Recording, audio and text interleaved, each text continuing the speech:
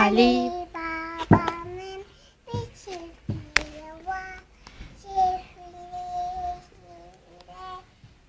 inekleri var Mü, diye bağırır.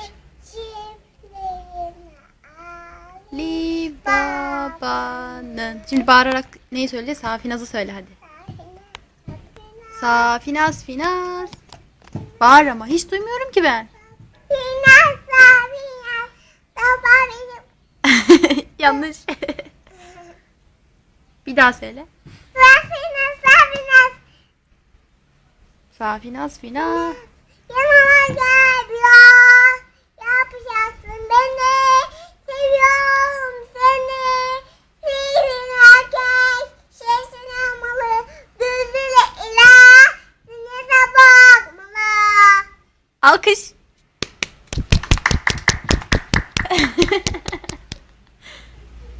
Ana orada kim varmış la? Arayayım bizi gözetliyor.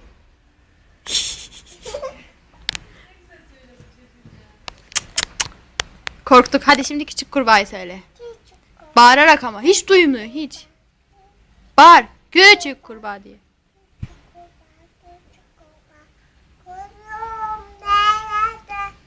Kuyruğum yok. Karamet. Gözlerim gülüpte. Başka? Hangi şarkıları biliyordun sen?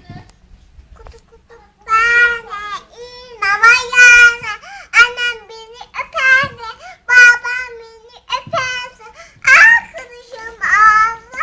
Arkasını öptünerse. Alkış. Sen nasıl söyledin anne? Safinaz'ı söyledi. Başka? Ali Baba'yı söyledin mi? Ali babamın şefini söyledim ben. Daha dün annemizi söyle o zaman. Daha yenerde mi? Kulağına. İstediğini söyle hadi. Ama bağırarak söyle. Aldım onu. İçeride cik üstüm diye. Babalamaya geleceğim yanımda. Eğlene bilmem muşlardı. Tabii o kadar. Bu kadar. Başka şeyi söyle. Anladın mı? Sen başka hangi şarkıları biliyordun? Keş. Benim annem. Burada akıllı var. Akıllı var. Köpek sesi. Köpek ağlıyor. Yılan nasıl yapıyordu Azra? Göster bakayım. Şimdi. Ayağa kalk. Ayağa kalk da göster hadi. Şöyle.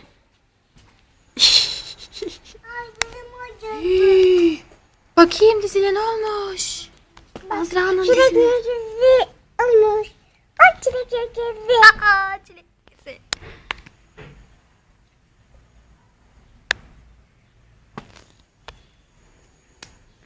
Kapandın mı ben? Evet.